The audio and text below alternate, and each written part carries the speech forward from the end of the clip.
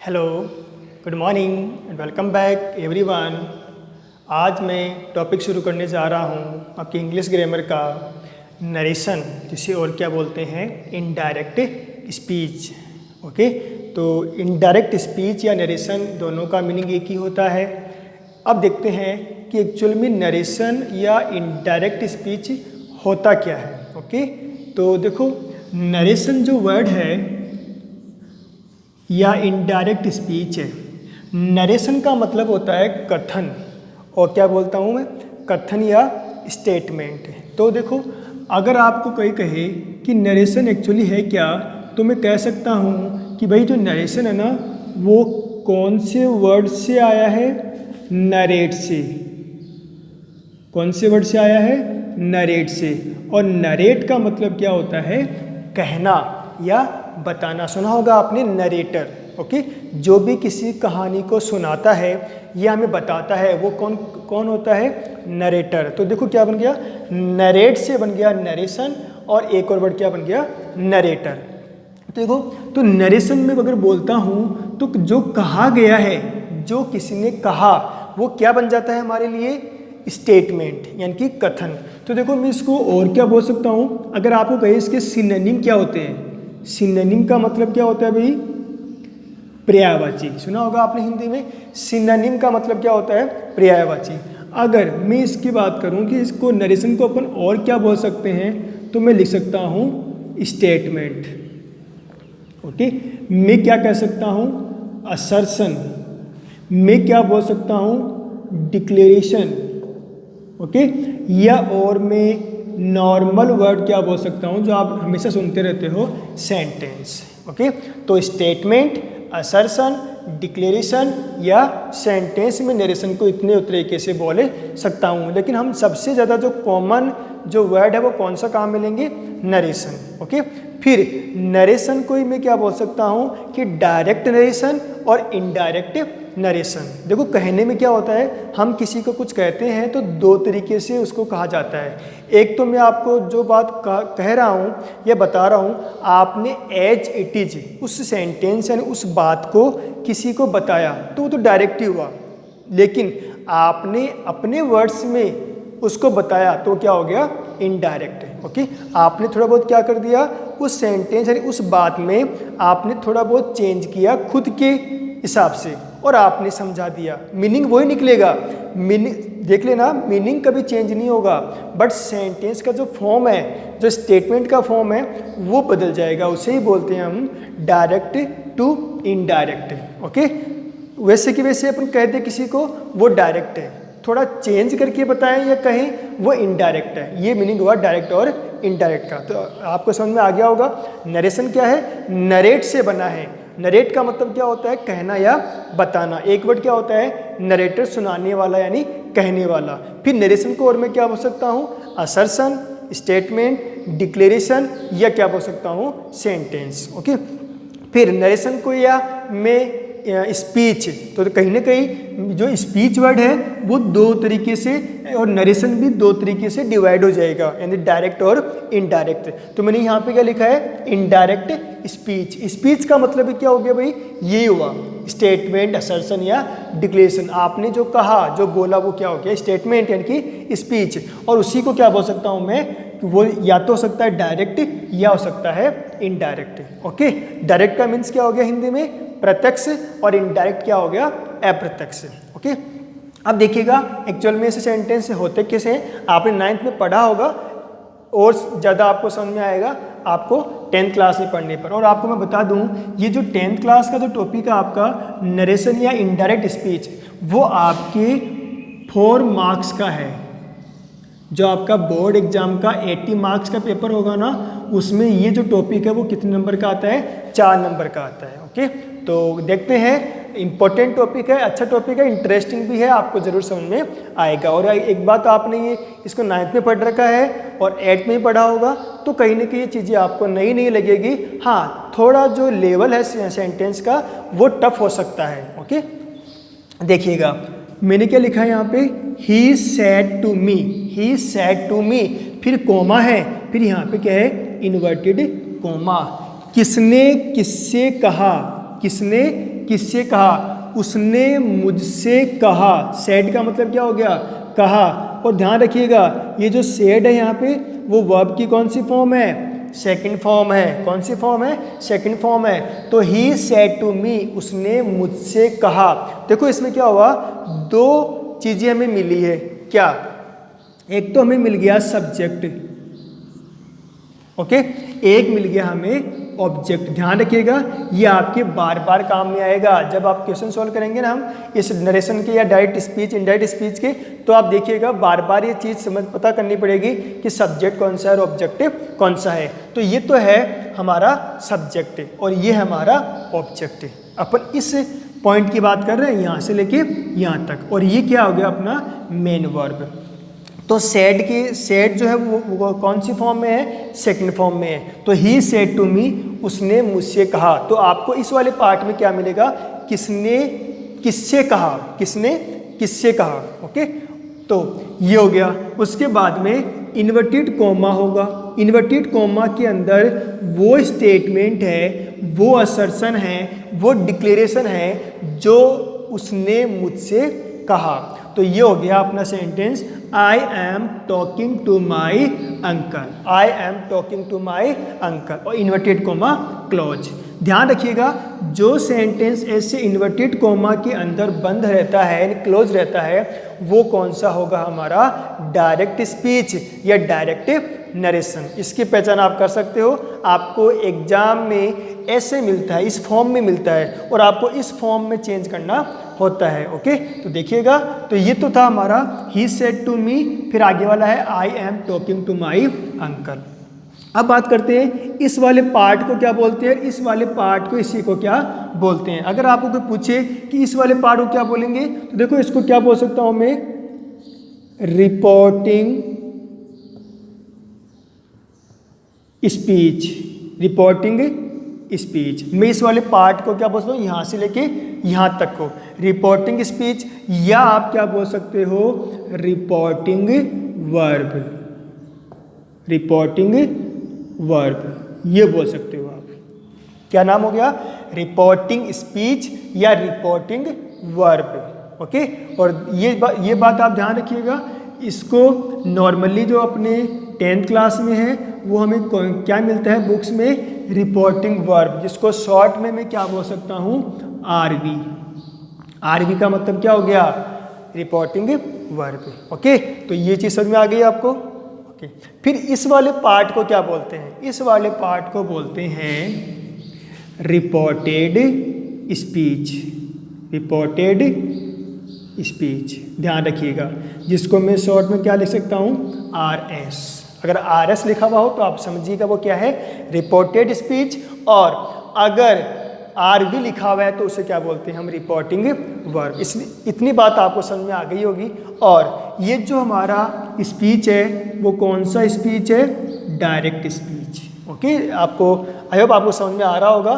थोड़ा हो सकता है मैंने चीज़ें कई जगह नोट कर दी है, ऊपर नीचे दाएं बाएं बीच में कहीं भी, वो आप समझ लेना। ओके, हमारा मेन जो पॉइंट था वो था कि ये वाला सेंटेंस यानी ये वाला स्टेटमेंट क्या कहलाता है। इस वाले को बोलते हैं रिपोर्टिंग वर्ब या रिपोर्टिंग स्पीच, और इस वाले को बोलते हैं रिपोर्टेड स्पीच, शॉर्ट में क्या बोल सकते हैं, आरएस। और इस पूरे को मैं क्या बोल सकता हूँ, डायरेक्ट स्पीच। ओके, ये वर्ब की कौन सी फॉर्म है, सेकंड फॉर्म है। और कौन किसकी है, से, सेड और सेड। ओके, ये ध्यान रखिएगा, ये कौन किसकी है, से, सेड, सेड। लेकिन एक बात और ध्यान रखिएगा, आपको कोई पूछे कि वर्ब की सेकंड फॉर्म है, ये वर्ब की थर्ड फॉर्म है, दोनों सेम है और यहाँ पे लिखा है वो सेकंड फॉर्म है, कैसे, हमें कैसे पता चले कि सेकंड फॉर्म ही है। ध्यान रखिएगा, आपको शायद पता हो या नहीं पता हो तो देख लेना। अगर किसी मेन वर्ब से पहले हैज, हैव या हैड, ये एच भी लिखी हुई है, हैज, हैव या हैड, ये एच भी लिखी हुई है, तो वो कौन सी फॉर्म होगी, थर्ड फॉर्म होगी। देखो इससे पहले है क्या, इससे पहले है क्या, नहीं है, तो इसका मतलब कौन सी फॉर्म है, सेकंड फॉर्म। ओके, अब देखते हैं आगे। ये इस पॉइंट की अपनी बात कर ली, इस पॉइंट पे आते हैं। अगर आपको एग्जाम में डायरेक्ट स्पीच मिलता है तो आप क्या करोगे उसका इनडायरेक्ट स्पीच। तो मैं इसको क्या बोल सकता हूँ कि ये क्या है भाई, ये वाला क्या कहलाएगा, इनडायरेक्ट स्पीच। आपको इस तक आना है। ओके, फिर अब देखिएगा इसमें चेंजेज कहाँ हुए, आपको ये समझना है कि आखिर में चेंजेज कहाँ किए हैं। देखिएगा ही सैड का क्या कर दिया मैंने, टोल्ड। सैड का क्या कर दिया, टोल्ड। ये क्यों चेंज हुआ, कैसे हुआ, बाद में बताऊंगा। कुछ रूल्स हैं, कुछ तरीके हैं, बट आप देखते जाइएगा कि चेंजेज कहाँ हो रहे हैं। और देखो ये सैड है ना, तो ये टोल्ड है। और ये आप ध्यान रखिएगा कि टेल, टोल्ड और टोल्ड। ओके, ये किसकी सेकंड फॉर्म है, टोल्ड की। अब वापस बात आ गई, ये सेकंड फॉर्म ही क्यों है, थर्ड फॉर्म क्यों नहीं है, बिकॉज इससे पहले क्या नहीं है, हैज, हैव, हैड नहीं है। फिर मी का मी, देखो यहाँ से क्या हट गया, टू। ये सैड के साथ में तो क्या आता है, टू, लेकिन टोल्ड के साथ टू नहीं आता। ओके, फिर देखो यहाँ इन्वर्टेड कॉमा था, सॉरी यहाँ कॉमा था, क्या यहाँ पे कॉमा है, नहीं है। यहाँ पे इन्वर्टेड कॉमा था, क्या यहाँ पे इन्वर्टेड कॉमा है, नहीं है। ये भी आप ध्यान रखिएगा। आपको आंसर में फुल स्टॉप के अलावा कोई भी पंक्चुएशन मार्क यूज नहीं करना है। ना तो वहाँ पे कॉमा आएगा, ना इन्वर्टेड कॉमा आएगा। मैं क्या बोल रहा हूँ, कॉमा। कॉमा का मतलब क्या हो गया भाई, COMMA। ओके, कॉमा जो आप बोलते हो ना विराम चिन्ह या कोमा, तो वो क्या होता है, कोमा की स्पेलिंग होती है COMMA। कोमा एक वर्ड और भी होता है, कोमा ये भी बोलते हैं ना कि वो कोमा में चला गया, किसी एक्सीडेंट या किसी और वजह से कोई कोमा में, डॉक्टर लोग बोलते हैं ना कोमा में चला गया, उसको काफ़ी टाइम बाद होश आता है तो उसे बोलते हैं कोमा में चला गया। तो वो बड़ी लंबी बेहोशी होती है, उसे बोलते हैं कोमा। ध्यान रखिएगा, आप ये वाला कोमा बोल रहे हो, इसमें ये वाला कोमा नहीं बोल रहे हो। ओके, कहीं आप इस वाले कोमा में चले जाओ, ओके, समझ में नहीं आएगा, ध्यान रखिएगा। तो ये हो गया। फिर यहाँ पे देखो मैंने रिपोर्टिंग वर्ब और रिपोर्टेड स्पीच को कनेक्ट कर दिया, कौन से वर्ड से, दैट से। अभी क्यों किया, बाद में बात करते हैं इसकी, बट चेंज आप देखने कहाँ कहाँ हो रहा है। फिर आई का देखो क्या बन गया, ही। एम का क्या बन गया, was. Talking, talking. To, my, his. Uncle, uncle, full stop. Okay, ये होता है डायरेक्ट और ये होता है इनडायरेक्ट। ये बात तो आप समझ में आ गई होगी, इतना कोई खास नहीं है। बार बार एग्जाम्पल देखेंगे हम तो कहीं ना कहीं और चीज़ें क्लियर हो जाएगी। हमें रटने वाली चीज़ें कौन सी है, ज़्यादा याद करने वाली, समझने वाली चीज़ें कौन सी है, वो आती है अब। तो देखिएगा मैंने पहला पॉइंट लिखा है चेंजेज इन टेंस या HV या वर्ब। तो जब भी आपको टेंस में या वर्ब में और या HV में चेंज करना हो तो कैसे करेंगे। ओके, देखिएगा ये याद करने वाली चीज़ें हैं। यहाँ पे लिखा है मैंने DS, आई होप आपको पता होगा DS क्या हुआ, डायरेक्ट स्पीच। IS का मतलब क्या हो गया, इनडायरेक्ट स्पीच।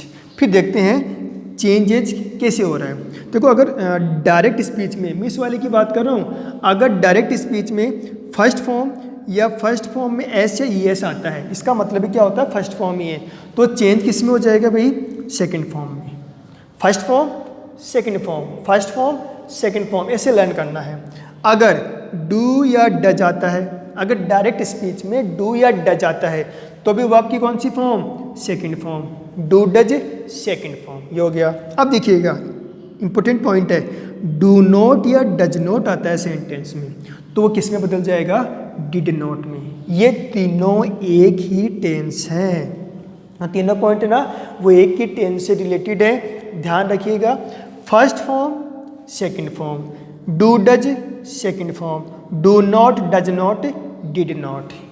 ओके, देखिएगा ये जरूर ध्यान रखिएगा, यहाँ नॉट नहीं आता है डू डज के साथ, तब सेकंड फॉर्म ही आएगा। मेन वर्ब की कौन सी फॉर्म, सेकंड फॉर्म। अगर नॉट आता है तो डिड नॉट आएगा। अब पूछो कि डिड नॉट के साथ में वर्ब की कौन सी फॉर्म, फिर तो वर्ब की कौन सी फॉर्म आती है, फर्स्ट फॉर्म। ओके, फिर सेकंड फॉर्म, अगर सेकंड फॉर्म ऑलरेडी आ गया तो किस में चेंज होगा, हैड प्लस वर्ब की थर्ड फॉर्म। मैंने यहाँ पे लिखा है देखो कि अगर हैज, हैव, हैड आता है तो मेन वर्ब की कौन सी फॉर्म आती है, थर्ड फॉर्म। तो यहाँ पे अगर सेकंड फॉर्म को आ रहा है तो हेड में चेंज करेंगे और साथ में क्या लिखना है, थर्ड फॉर्म। आपको जब भी हेड आए तो थर्ड फॉर्म लिख देना है। ओके, फिर डिड नॉट आता है तब क्या आता है, हैड नॉट प्लस वर्ब की थर्ड फॉर्म।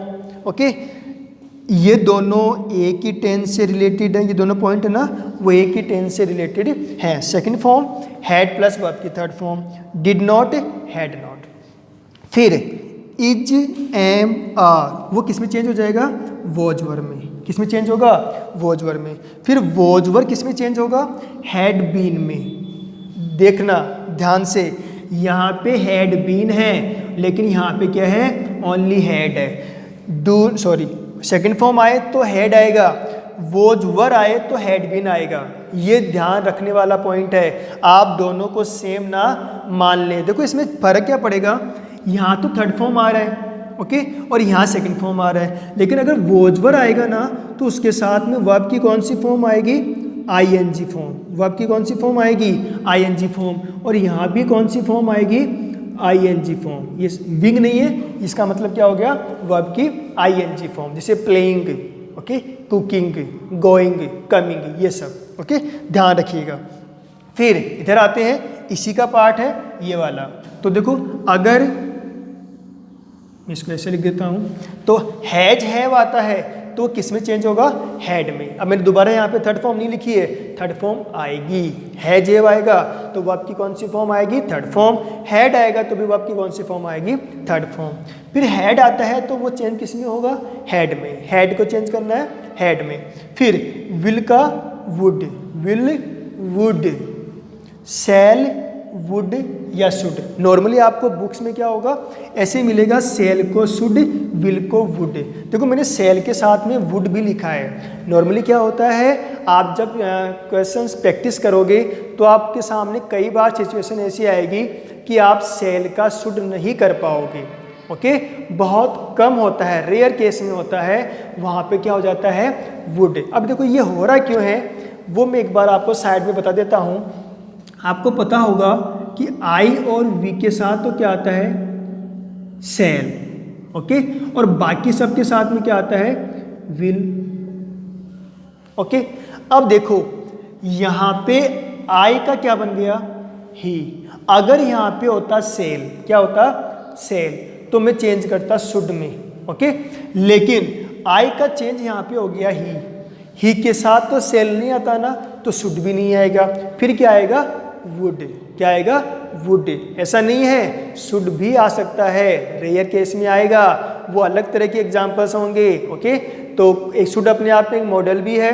ऑलरेडी शुड हो तब तो शुड ही आएगा, लेकिन अगर विल हो तो मोस्टली उसका क्या होगा, वुड होगा। सेल होगा तो भी उसका क्या होगा, वुड होगा। बोलने में बोला जाता है सेल शुड, लेकिन अपने क्वेश्चंस में होगा नहीं। आगे देखते हैं, ये बात आपको समझ में आ गई होगी ओके, और जब क्वेश्चंस आएंगे तो और बता दूंगा। उसके बाद में कैन का could, can could, may might और must must, would have to या हैड टू भी इसका होता है, बट बहुत कम काम में आते हैं। 10th क्लास में जितना आपको काम में आ रहा है मैं आपको एक्सप्लेन कर रहा हूँ। अब देखो इनको लर्न कैसे करना है, याद कैसे करना है। First form second form, first form second form, do does second form, first form second form, do does second form, do not does not, did not do not, did not, does not, did not. ऐसे बार बार आप जब बोलोगे ना, रटोगे तो याद हो जाएगा okay. वैसे ज़्यादा ऐसा नहीं, याद नहीं होने वाला, 5 मिनट का काम है इनको लर्न करना ओके। और ये याद होंगे ना तो आपके आंसर्स भी क्या होंगे, जल्दी आएंगे, आपको जल्दी समझ में आएगा भी।